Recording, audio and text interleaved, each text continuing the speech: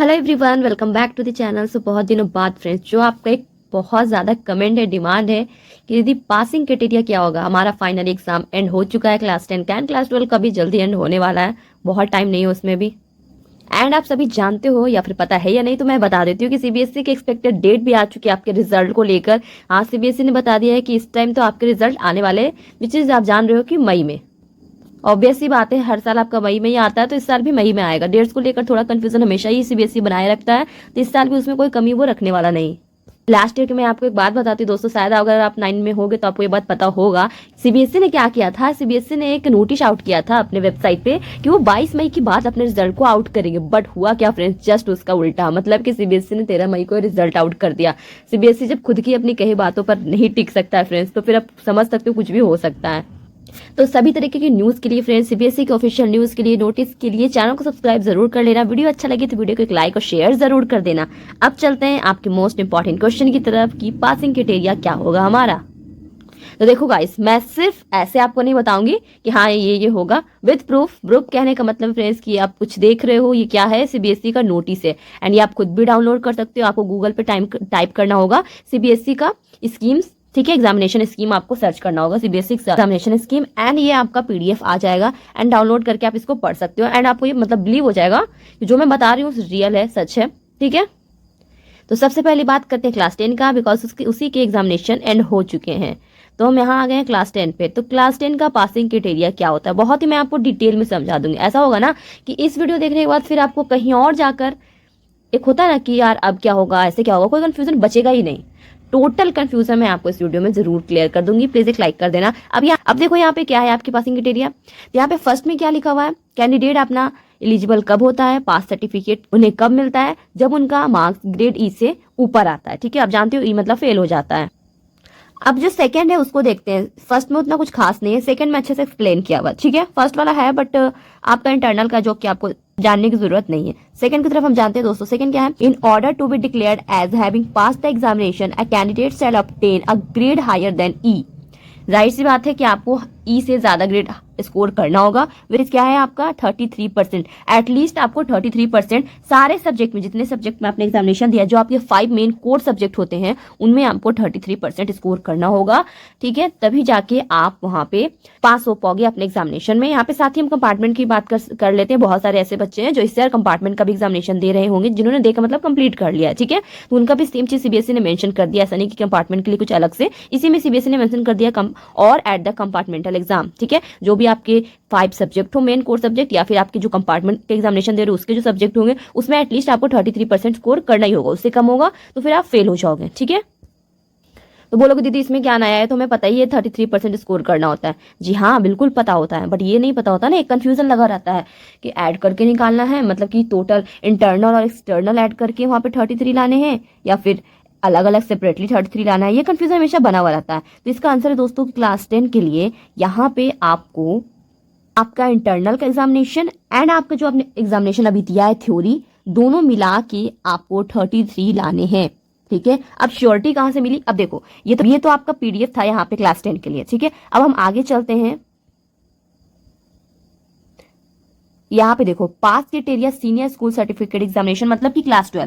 तो क्लास 12 के लिए सेकंड पॉइंट, फर्स्ट पॉइंट वही सेम था जो आपका में था, ठीक है, क्लास 10 का। एंड क्लास 12 का देखो, जो भी क्लास 12 के हो, जो भी क्लास 12 के हैं उन्हें ये बात पता होगा, बट एक कंफ्यूजन है जो मैं क्लियर कर देती हूँ। देखो क्लास 12 में क्या चीज लिखा है ना, कि उन्हें भी पास होने के लिए एटलीस्ट 33% तो चाहिए, ठीक है। बट यहाँ पे आप देखो, जो इंपॉर्टेंट पॉइंट मैं आपको दिखाना चाह रही हूँ, in a case of a subject involving practical work, a candidate must obtain 33 marks in theory, 33 marks in practical separately, in addition to 33% marks in aggregate in order to qualify that exam। यहाँ पे CBSE ने खुद ने लिखा है कि separately आपको theory में एंड प्रैक्टिकल में आपको सेपरेटली 33% स्कोर करना होगा, विच मीन्स कि आपको क्लास 12 को अलग अलग 33% स्कोर करना होता है, प्रैक्टिकल में भी एंड थ्योरी में भी। बट ये चीज जो आपका सेकंड पॉइंट है, जो मैंने अभी क्लास 10 के लिए बताया, उसमें ये सेपरेटली वर्ड कहीं पे भी मेंशन नहीं है। एंड यहाँ से आप बिल्कुल श्योर हो जाते हो क्लास 10 के लिए क्या होता है पासिंग मार्क्स, दोनों को ऐड कर थ्योरी एंड प्रैक्टिकल ऐड करते हैं तो 33 आता है। एंड क्लास 12 को सेपरेटली अलग अलग मार्क्स स्कोर करने होंगे 33%, ना कि 33 मार्क्स दोनों में, ठीक है। 33% स्कोर करने होंगे इंटरनल में एंड एक्सटर्नल में। क्लियर है। अब एक बहुत ही ईजी एग्जाम्पल समझते हैं, ज्यादा लंबा वीडियो तो नहीं होगा, तो यहाँ पे समझ लेते हैं, ठीक है। बहुत कुछ है फ्रेंड्स, मेहनत तो लगी है वीडियो बनाने में। एक लाइक कर देते तो अच्छा होता दोस्तों। अब यहाँ पे देखो पासिंग क्राइटेरिया जो आपके हैं सीबीएसई के, उसको और अच्छे समझते हैं, कोई कंफ्यूजन नहीं छोड़ेंगे, ठीक है, ताकि आप बार बार कमेंट करके परेशान ना हो इधर उधर कि दीदी क्या होगा। सिंपल है। अब देखो मान लेते हैं कि प्रैक्टिकल में आपको स्कूल वाले कितने देंगे। अब देखो ये तो आपका डिपेंड करता है, ऐसा नहीं है फ्रेंड्स कि आपने पूरा लिखा है एंड फिर आपको 20 मार्क्स दे देंगे, कम लिखा है तो, ऐसा नहीं है। कहने का मतलब ये दोस्तों कि स्कूल ऐसा चीज है ना कि स्कूल में इंटरनल में आपके एग्जामिनेशन हो रहे हैं एंड वहाँ के टीचर्स पे ये डिपेंड करता है, आपको पता होगा, ठीक है। तो टीचर्स थोड़े बहुत बच्चे में भेदभाव करते हैं, कहना नहीं चाहती हूँ मैं ये बात, बट ये ऐसा होता है, ठीक है, कि वो बच्चे मतलब थोड़े ज़्यादा अच्छे हैं, जो भी हो उनका इशू, तो वो उनको अच्छा स्कोर इंटरनल में देते हैं। क्लियर है।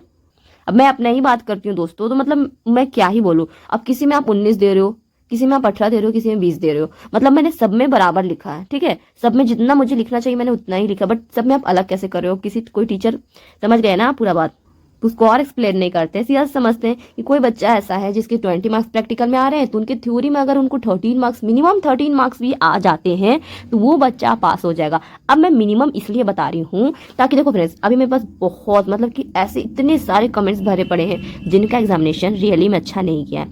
बहुत सारे बच्चों का मैथ्स का एग्जामिनेशन अच्छा नहीं गया है, साइंस के अच्छे नहीं है, तो वो बच्चे काफ़ी ज़्यादा परेशान होते हैं। तो अगर आपको ऐसा लगता है कि थ्योरी में हमने 13 मार्क्स जितना तो लिख के आया है, तो फिर आप खुश हो जाओ, टेंशन मतलब।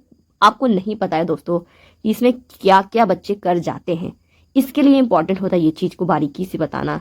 शायद आपको पता होगा या नहीं पता होगा, बट बच्चे बहुत ज़्यादा डिप्रेस हो जाते हैं अपने खराब एग्जामिनेशन के चलते। मैं आपको एक छोटा सा बात बता रही हूँ। कल मैं ऑटो में आ रही थी एंड क्लास 9 का एक बच्चा था, ठीक है, तो वो अपने स्कूल से एग्जामिनेशन दे के आ रहा है। वहाँ पे क्लास 9 के भी एग्जामिनेशन चल रहे होंगे शायद, तो उनकी जो मदर थी वो उनको लेने आई थी, तो उनकी मम्मी अपने बच्चे से बार बार क्या पूछ रही है कि एग्जाम अच्छा गया है ना, सारे क्वेश्चन बना लिए ना, एक क्वेश्चन छूटा तो नहीं। थोड़ा देरी चल रहे हैं और 10 मिनट बाद फिर वो अपने बच्चे से पूछ रही है कोई क्वेश्चन छूटा तो नहीं बेटा, और बहुत ही प्यार से पूछ रही है, ऐसा नहीं कि बहुत गुस्से में पूछ रही है, ऐसा कुछ नहीं है, ठीक है। और बच्चा सिर्फ शांति से सर हिला रहा है, और ऐसे करते करते फ्रेंड्स वो 3 से 4 बार अपने बच्चे से पूछ रही है कि कोई क्वेश्चन छूटा तो नहीं। मुझे देख के वो चीज़ बहुत गलत लगा। मैंने कुछ बोला नहीं दोस्तों, बिकॉज वो अनजान है मुझसे, तो मैं उसे क्या ही बोलूँ, ठीक है। वो टाइम नहीं रह गया कि आप किसी को फ्री में सलाह दो और वो आपसे लेंगे, वो उनका बच्चा है, उनका मैटर है। बट ये चीज़ मुझे बहुत बहुत बहुत गलत लगा। जानते हैं मुझे गलत क्यों लगा? क्योंकि वो बच्चा खुशी से नहीं बोल रहा है, बस वो सर हिला रहा है और उसका चेहरा पे वो चीज़ दिख रहा है। एज अ मदर उनको वो चीज़ दिखता होगा, दैट्स वाई वो बार बार कंफर्म करने के लिए पूछ रही है। बट वो बच्चे का मेंटल कंडीशन, आप स्टूडेंट हो, आप समझ सकते हो कि आखिर वो बच्चा इस तरीके से सिर्फ मायूस होकर, मतलब शांत बैठा हुआ बिल्कुल, सिर्फ सर क्यों हिला रहा है जब उसकी मदर बार बार पूछ रही है कि एक क्वेश्चन छूटा तो नहीं, कोई क्वेश्चन छूटा तो नहीं। मुझे वो चीज़ बहुत गलत लगा। एंड बच्चे बहुत ज़्यादा डिप्रेस हो जाते हैं क्लास 10 के रिजल्ट के बाद, बहुत कुछ वो कर लेते हैं, बहुत कुछ करते हैं, ठीक है। तो बस इसलिए अब एक बेसिक मैं आपको बता दे रही हूँ कि कोई बच्चा ऐसा है जिसके 13 मार्क्स भी आ रहे हैं तो वो पास हो जाएगा, ठीक है। अब मान लेते हैं उनकी थ्योरी में, प्रैक्टिकल में 19 मिले हैं एंड उनकी थ्योरी में अगर उनको 14 मार्क्स जितना भी वो बना के आए हैं। और यहाँ पे अनदर थिंग, आप क्लास 10 के हो तो जी भर के मतलब फायदा उठाओ, ग्रेस मार्क्स तो मिलते हैं, ऐसा नहीं कि नहीं मिलते। सीबीएसई ग्रेस मार्क्स बिल्कुल देती है। अब ऐसा नहीं फ्रेंड्स कि राह चलते सभी बच्चों को देती है, ऐसा बिल्कुल नहीं होता है। अब जो बच्चा पूरा कॉपी खाली छोड़ के आया उसे किस बेसिस पर ग्रेस मार्क्स दिया जाए? ग्रेस मार्क्स देने का भी कोई क्राइटेरिया होता है, ठीक है। मॉडरेशन पॉलिसी वगैरह भी लगाया जाता है, उसका भी क्राइटेरिया होता है, उस क्राइटेरिया को फॉलो करके उन्हें मार्क्स दिए जाते हैं। ऐसा नहीं है कि आपको मार्क्स नहीं दिए जाते, बट उनको फॉलो करके, ठीक है। आपका ओवरऑल राइटिंग अच्छा है, आपने कोशिश किया है, आपने अटेम्प्ट करने का मतलब कोशिश किया है, फॉर्मूला वगैरह लिखा है, सब कुछ अगर किया है तो जाके वहाँ पे ग्रेस मार्क्स मिलते हैं, ठीक है। और आप कॉपी कॉपी मतलब क्या बोलूँ मैं, आप सिर्फ क्वेश्चन उतार के आ जा रहे हो तो वहां से आप उम्मीद करते हो कि आपको ग्रेस मार्क्स दिया जाए, वैसा पॉसिबल नहीं है, ठीक है। अभी आप देखो किसी बच्चे का 18 मार्क्स आ रहा है तो उसको अगर थ्योरी में 15 मार्क्स भी आ गया ना तो वो बच्चा पास हो जाएगा। अब देखो एटलीस्ट मैं बताऊं तो प्रैक्टिकल में टीचर 17 मार्क्स तक सभी बच्चों को देते हैं, 17, 18, 19, 20, ये 4 नंबर होते हैं जो सीबीएसई के जो स्कूल के टीचर्स होते हैं वो सभी बच्चों को प्रैक्टिकल में देते हैं। 16 नंबर शायद ही कोई बच्चा होगा जिसको कोई टीचर देगा, टीचर को बच्चे से प्रॉब्लम होगा, चाहे जो भी कंडीशन हो, ठीक है। 17 मार्क्स अगर आपके प्रैक्टिकल में आ रहे हैं, 16 अगर थ्योरी में आ गए हैं तो वो पास हो जाएंगे।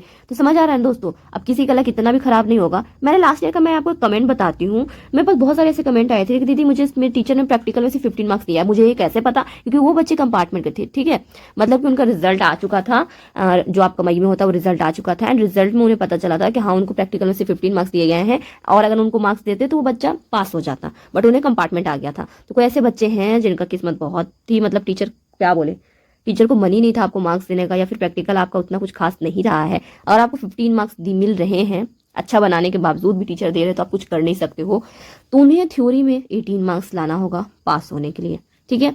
14 मार्क्स मिल रहे हैं तो 19 मार्क्स लाना होगा। अब मुझे ऐसा नहीं लगता दोस्तों कि इससे कोई टीचर इससे कम मार्क्स देते होंगे, बिल्कुल नहीं। कोई ऐसा टीचर होता ही नहीं होगा जितने भी कम मार्क्स देंगे बच्चों को प्रैक्टिकल में। 9 में भी तो आपने दिया है ना प्रैक्टिकल वगैरह, कभी मिले किसी बच्चों को इतने कम मार्क्स? नहीं मिले होंगे। बट मैं एक बेसिक से लिख दे रही हूँ कि यहाँ पे अगर किसी बच्चे का 5, 10, 10 नंबर भी अगर प्रैक्टिकल में दिया जाता है, आधा मान लेते हैं, तो उनको देखो यहाँ पे 23 नंबर लाना होगा थ्योरी में, ठीक है। तो ये मैंने मिनिमम बता दिया कि मिनिमम आपको इतने लाने होंगे। अब आके रिजल्ट जब आएगा तो आप देख लेना, आपको पता है आप क्या करके आए हो, ठीक है।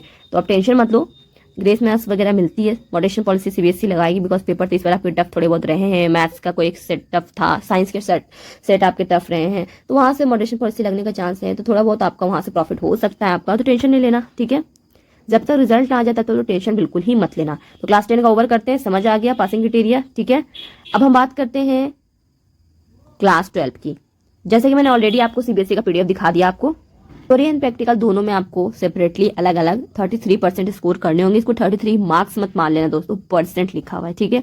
परसेंट को मैं यहाँ पे कंफ्यूजन क्लियर कर देती हूँ कि आपका 80 मार्क्स का पेपर रहा तो उसका 33% आपका 26.4 मतलब कि 27 नंबर आपको लाने होंगे। अगर उससे आपका 1 नंबर भी कम रहा आप फेल हो जाओगे, ठीक है। 27, 28 रहा तो आप पास हो जाओगे।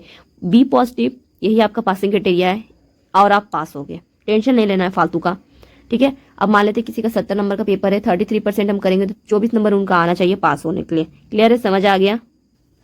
सो आई होप दोस्तों आपको आज का वीडियो अच्छा लगा हो। क्लास 10 एंड 12 मैंने बहुत अच्छे से आपको पासिंग क्राइटेरिया बता दिया है, एवरीथिंग मैंने सिंगल आपको अच्छे से समझा दिया, कितने कितने मार्क्स आपको लाने होंगे, एवरीथिंग मैंने समझा दिया है। सो अगर वीडियो अच्छा लगा हो तो प्लीज़ चैनल को सब्सक्राइब कर लेना, और सीबीएसई का अगर लेटेस्ट न्यूज़ चाहिए, ऑफिशियल अपडेट चाहिए तो चैनल को सब्सक्राइब किए बिना फ्रेंड्स जाना मत, जब तक आपके रिजल्ट ना आ जाए। और वीडियो अच्छा लगा हो तो कम से कम प्लीज़ एक लाइक कर देना और शेयर। मिलते हैं आपसे नेक्स्ट वीडियो में। कोई और डाउट है आपको तो मैं नेक्स्ट वीडियो उसी डाउट पे बना दूंगी, तो अपना डाउट जरूर कमेंट कर देना, ठीक है। मिलते हैं आपसे नेक्स्ट वीडियो में, तब तक के लिए आप सभी को धन्यवाद।